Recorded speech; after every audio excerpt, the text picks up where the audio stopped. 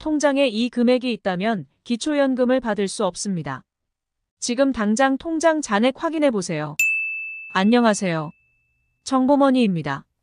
많은 분들이 통장에 돈이 많으면 기초연금을 받을 수 없다고 막연하게 알고 계시지만 정확히 얼마가 있어야 기초연금을 받을 수 없는 것인지에 대해서는 잘 모르고 계십니다.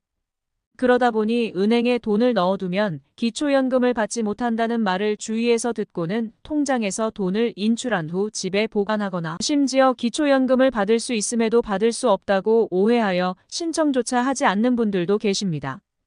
그래서 준비했습니다. 오늘은 과연 통장에 얼마가 있어야 기초연금을 받을 수 있는 것인지에 대해서 정확히 알려드리겠습니다. 그럼 시작하겠습니다.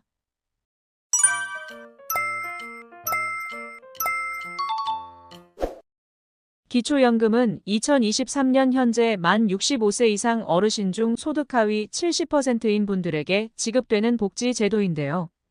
2023년 현재 단독 가구의 경우 최대 32만 3,180원, 부부 가구의 경우 51만 7,088원을 지급하고 있습니다.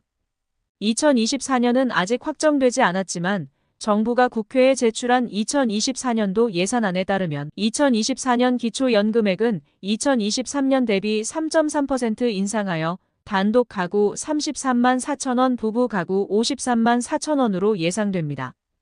기초연금 소득 기준은 통장 잔액, 보험금, 근로소득, 이자소득, 자동차, 부동산 등 여러 가지 재산을 종합하여 결정하는데요. 이 중에서 오늘은 특별히 통장 잔액에 대해서 알아보겠습니다. 통장의 종류는 두 가지로 나눠볼 수 있습니다. 첫 번째는 필요할 때마다 자유롭게 넣고 빼는 자유입출금 통장인데요. 자유입출금 통장은 3개월 동안 평균 잔액을 기준으로 조사합니다. 두 번째는 적금이나 정기예금과 같이 목돈을 은행에 저축해 놓고 이자를 받는 저축통장인데요. 저축통장은 최종 잔액 또는 총 납입액을 기준으로 조사를 합니다. 이외에도 주식이나 보험, 증권, 채권 등이 있는데요. 오늘 영상에서는 통장에 있는 금융재산에 대해서만 알아보도록 하겠습니다. 과연 내 통장에 얼마까지 있어야 기초연금을 받을 수 있을까요? 만약 통장에 현금 1억이 있다고 가정해 보겠습니다. 먼저 생활비용으로 2천만 원이 공제됩니다.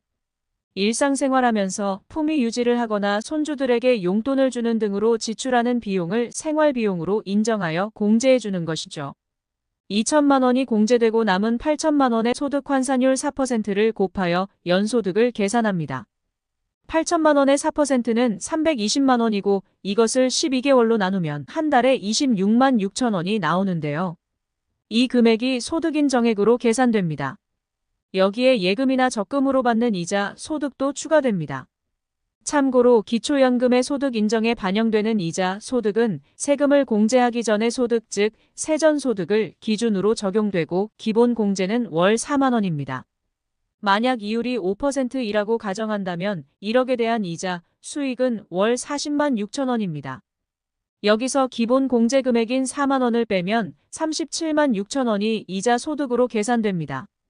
따라서 1억 원에 대한 은행 소득 인정액은 26만 6천 원에 37만 6천 원을 더하여 총 64만 2천 원입니다.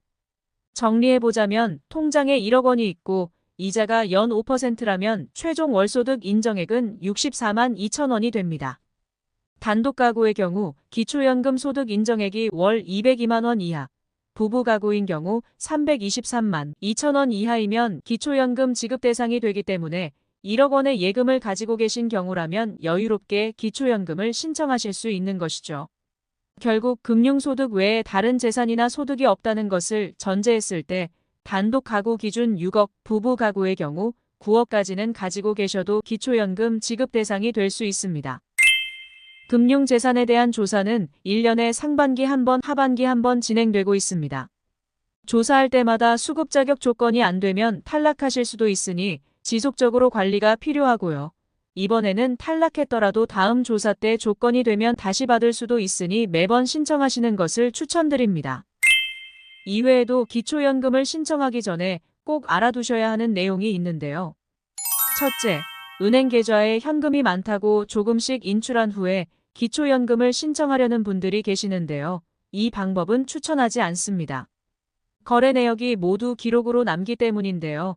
만약 조사를 하다가 미심쩍은 경우 소명을 해야 하는데 소명이 되지 않으면 기초연금에서 탈락할 뿐만 아니라 잘못하다간 상속으로 인정되어 상속세를 납부해야 할 수도 있습니다.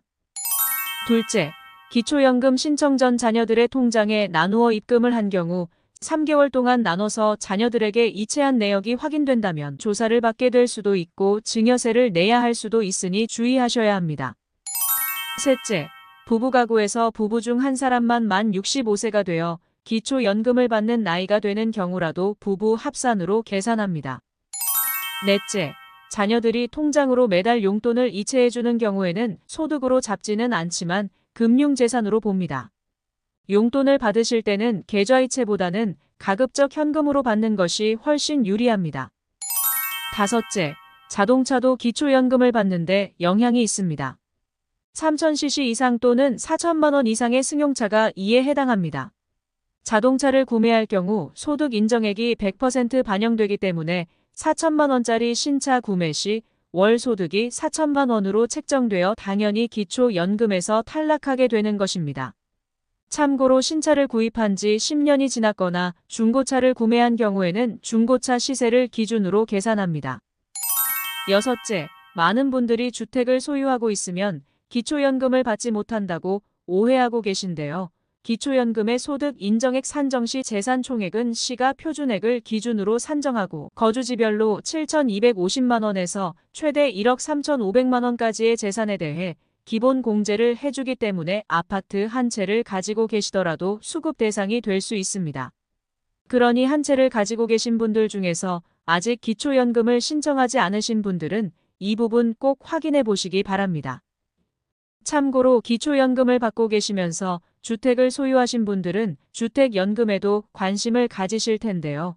기초연금 수급자이면서 시가 2억 원 미만의 주택 한 채를 소유하고 있다면 주택연금 우대 조건에 해당됩니다. 우대형 주택연금은 일반 주택연금보다 월 지급액이 최대 20%까지 많아지기 때문에 여러모로 유리하답니다. 기초연금 신청은 국민연금공단 1355번, 보건복지부 1229번 또는 해당 지역 주민센터에 문의하시면 되겠습니다. 이상으로 기초연금 수급 기준 중 통장에 있는 금융재산에 대한 부분을 자세히 알아보았습니다. 오늘 내용을 통해 많은 분들이 기초연금 혜택을 받을 수 있으면 좋겠습니다. 오늘 영상이 도움이 되셨다면 구독, 좋아요, 알림 설정 부탁드리며 주변에 사랑하는 사람들과 공유해주세요. 그럼 저는 다음번에 더 유익한 영상으로 다시 찾아뵙도록 하겠습니다. 끝까지 시청해주셔서 감사합니다.